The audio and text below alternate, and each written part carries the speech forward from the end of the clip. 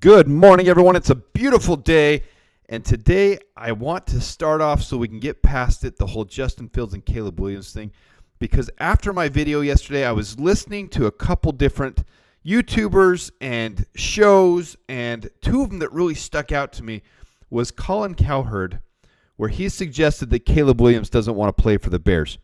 And if you haven't listened to it, listen to it, because he is connected to the situation. He does have some insight there. I agree with all of you, and I'm going to foreshadow this thing. Colin Cowherd makes some really stupid takes sometimes, and he does things for clickbait, and I get that. But he does have a connection to this one. And Caleb Williams' father is that Lonzo and LaMelo Ball, that father that's just way too involved, and he says things he shouldn't say. And it's very clearly instigated that Caleb Williams really does not want to come to the Bears. Now, this is rumor. I'm not gonna pretend that this is verified, but this is rumor, okay? But then, while Parkins and Spiegel, 670 The Score, were on their show, they're clearly not Justin Fields fans, or if the least we can say is they're Caleb Williams fanboys that really, really, really want Caleb Williams. They bought into the hype of that. Okay, so, and Danny Parkins was literally on the verge of like melting down, having a breakdown because of these rumors that Colin Cowherd has said that Caleb Williams doesn't want to come to the Bears. Well, the rest of the crew actually does some researching, and they try to text Colin, and one of them texts Caleb's dad, and they end up basically being told that they can't say anything, that they're under a hush order, which implies very deeply that Caleb Williams really doesn't want to, but they're trying to play the PR game because he wants his stock to be up and he wants every team to like him. But it's not, when there's smoke, there's fire. And if there's all these rumors about Caleb Williams wanting to have some control and wanting to have a say on where he goes and having a similar situation with Phillip Rivers and Eli Manning type of thing going on, when there's smoke, there's fire. And so I want to connect the dots here with some other things going down. This is from a full year ago. This is when Caleb Williams knew he wasn't coming to the draft, but right after his Heisman, when the hype started on him, when this giant, enormous fire of this guy's generational. Oh, I got to go back to this. One of the guys that listens to my podcast has coined this phrase, generational haul, and I love it. Generational haul for a generational talent. Let's get our generational haul for him. But Caleb Williams, when he was talking to Sports Illustrated, said, I'd like to be around younger coaches, probably like to go to the Dolphins. He had no idea where draft picks would be a year later.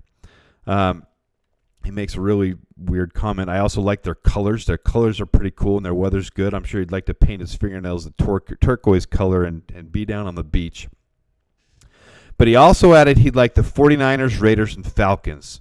So he kind of pinpointed those teams. He specifically said those teams. Now, we've heard the rumors that have come out later where he said, I don't want to go here and I don't want to go here. But this was a full year ago. He said, I'd like to go to the Dolphins, 49ers, Raiders, and Falcons.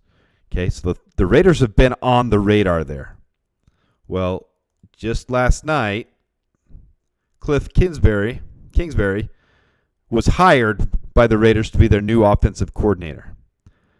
Now, this is just a quick Google search of some of the things. And that whole rumor of Patrick Mahomes being similar to Caleb Williams, to him being his comp, that started from Kliff Kingsbury, who worked with him at USC.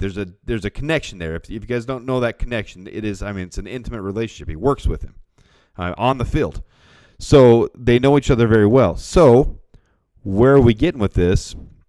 The Raiders hired Kliff Kingsbury. It was rumored the Bears were going to interview Kliff Kingsbury for the OC job, but really it was to dig into Caleb Williams, to find out about Caleb Williams. Who knows? We don't know what all happened there. But clearly the Bears didn't want to go that direction. They're going a different direction. Well, with Al Davis, and with the new coaching staff, and wanting to establish things, I can see this generational haul happening now.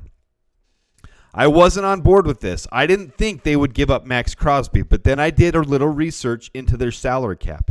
And while their salary cap isn't hurting, they have a ton of need to re-sign guys. They've got a bunch of guys on their line, some quality guys, some high-quality guys.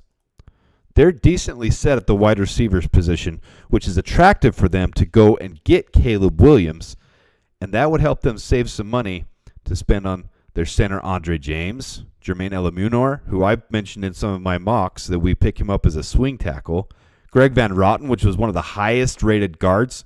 They've got positions right there where they need to re-sign. They also have depth at defensive end. They've got some solid defensive ends on their team. Tyree Wilson didn't really pan out in the beginning, but he's doing better. He was their first-round draft pick last year, but they also have Malcolm Kuntz. They have some depth at defensive end to be able to afford to get rid of Maxx Crosby. Now, I'm not saying that lightly because Maxx Crosby is one of the very best, if not the best, defensive end in the entire league.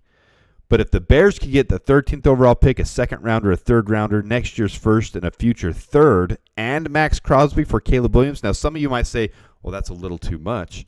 Well, that's what it's going to take to trade all the way up to 1 and get Caleb Williams. And yeah, we have people who are going to say, well, let's trade to 2 and then trade to 13. You lose the value when you do that. When you trade twice, you lose the value. We could probably trade down to 2 and then trade again, but we're not going to get nearly as much. So if we want the generational haul, well, this gives us number 9 still and number 13. And if we need to, guys, if we really want one of those top quarterbacks, we can still trade up from 13 or 9. We can trade up from 9. Trade up from 9 to 5 and still get Rome Odunze. Now, I'm all on board with Marvin Harrison Jr. He's my favorite, absolutely. But if we can get this generational haul, you do it. And Maxx Crosby's contract is not crazy, especially the way I understand it, there's some salary cap that has to be eaten by the Raiders in a trade when he's this early in the contract. So if that happens, the Bears are really only on the hook for about $10 million next year. Yeah, they pay 27 and 27 the next couple of years. But what the Bears are in their contracts, they're not in a bad space to do that. This is not a bad play. You have 2 of the top defensive ends in the league, and you can focus your needs on other things in the draft. I'm really starting to get on board with the Bears might be able to pull off this generational haul. They might be able to do this after all. And with Kliff Kingsbury there, wanting to work with Caleb Williams, and the Raiders seeing the value of bringing Caleb in, there's a connection that might work there with Al Davis being willing to trade up. I can see it happening, guys. I can see the generational haul happening. It's imminent. Take it to the bank. It's going to happen. With that, hope you all have a great day. Bear down.